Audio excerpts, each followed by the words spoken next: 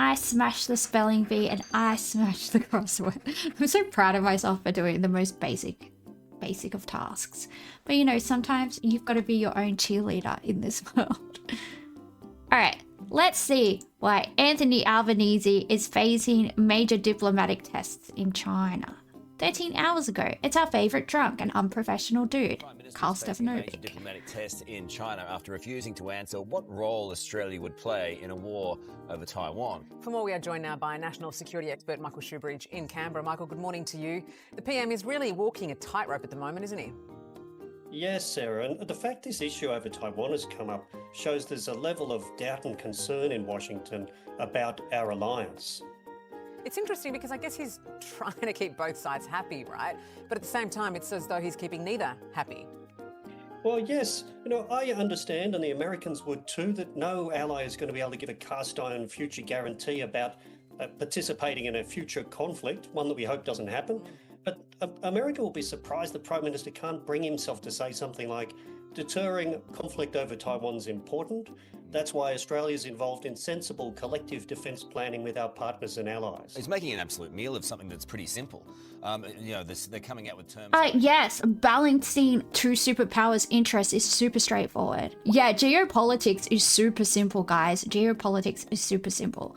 It's like to chuck Australia in with the rest of the Anglosphere when we are clearly in the Asian Pacific area. It's like, it's not that straightforward for us. It's not that straightforward for us at all. And I think we should be able to form close relationships with our neighbors. Why shouldn't we? What allegiance do we owe to America? Nothing. If anything, our alliance with them is putting a target on our back. I seem pretty cool. You're a bit wary at first since VTubers and politics isn't a great match. Yeah, well, I'm more doing the VTuber thing for anonymity. Yes, I said that right. Just because I'm a social worker, so my job's pretty political anyway. But I just want to be able to say and do whatever I want without like people doxing me and, you know, doing all that type of stuff. So yeah, it was really the only way that I could make any type of content and be anonymous. So I went for the VTuber route. But I don't just do politics, but it is something that I've always, you know, followed and been interested in. It's yeah, there are so many crazy people out there, so you really just you really just have to be careful. And you know, if I lose my job or something happens, like I'm screwed. So yeah. It's yeah, just taking care of ourselves, I guess.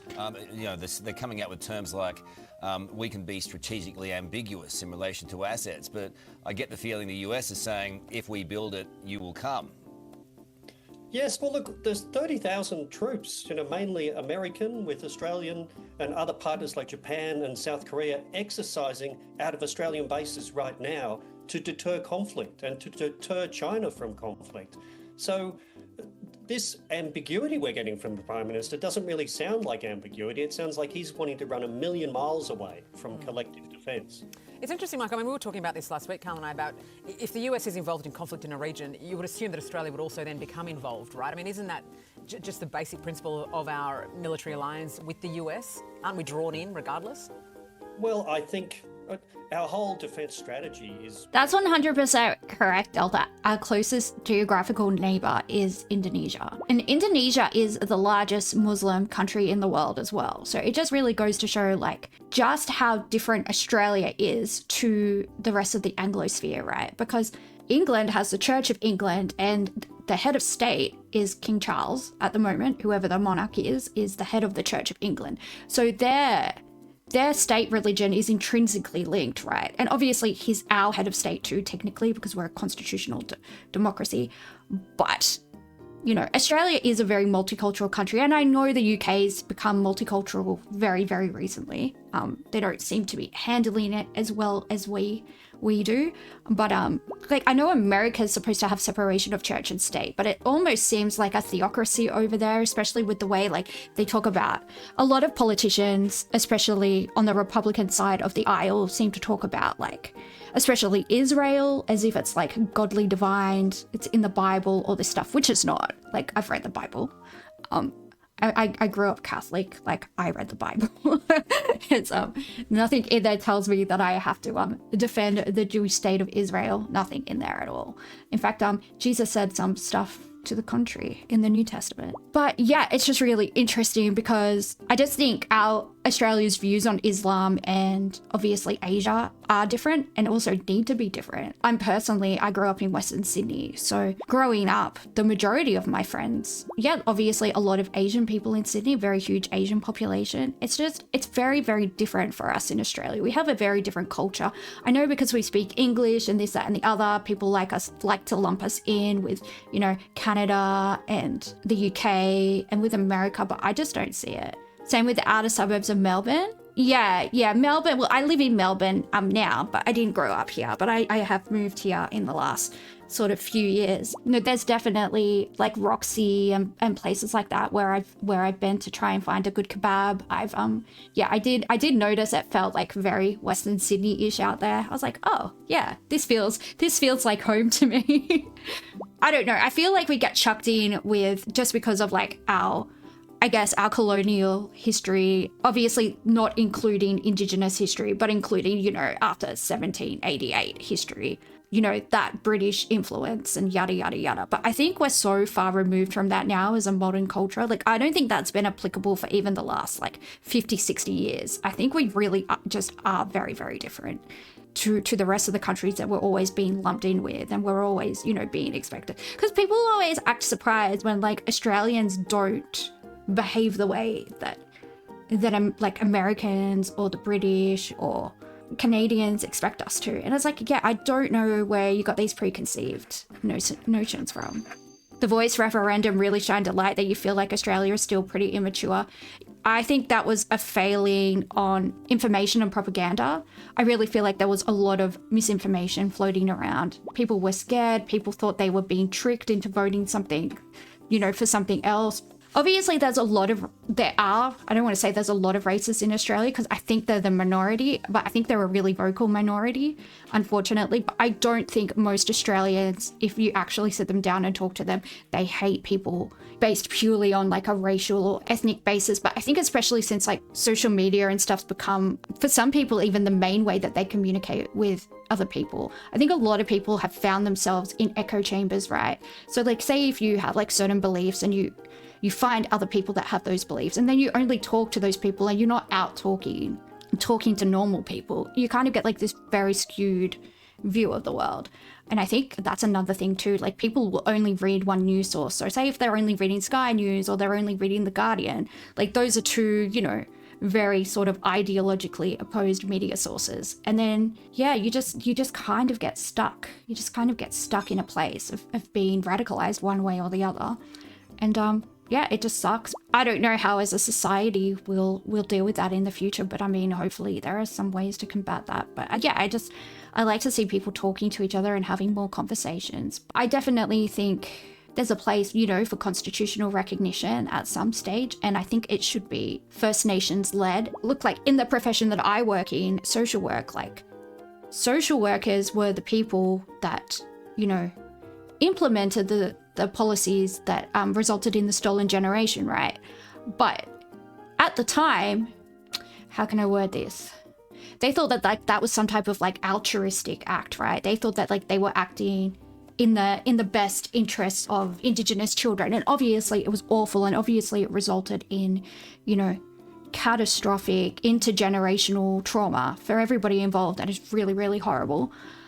But at the time, according to best practice, that's what they thought. That's what they thought they were, perhaps helping. And that's terrifying.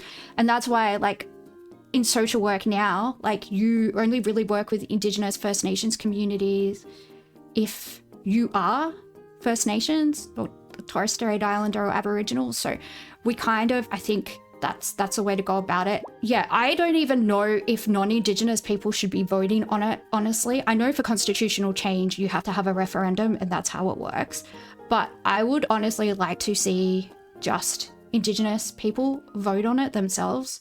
Because I just feel what do I know about it? I don't have that experience and I don't have that history. And as much as I can try and empathize with it, it's not my experience. And I wonder if there's a way that can be. I mean, there's always a way with writing policy that they could work that out. But it's really, really complicated. And if it wasn't really, really complicated, we probably would have some type of, it wasn't really anything, just an advisory body. Yeah, look, I think there needs to be some type of parallel governance that allows for some degree of self-determination for Indigenous people, because I just think, yeah, it should all be like self-determined. Oh, no, you're fine, Delta. It's definitely like an important topic. I'm just very sick today, so I'm having trouble gathering my thoughts. I've been so nauseous all day, so I'm just a bit all over the shop. But yeah, it's no, don't apologize. We just talk about anything here, so yeah, feel free. You definitely support an Indigenous veto block? Yeah.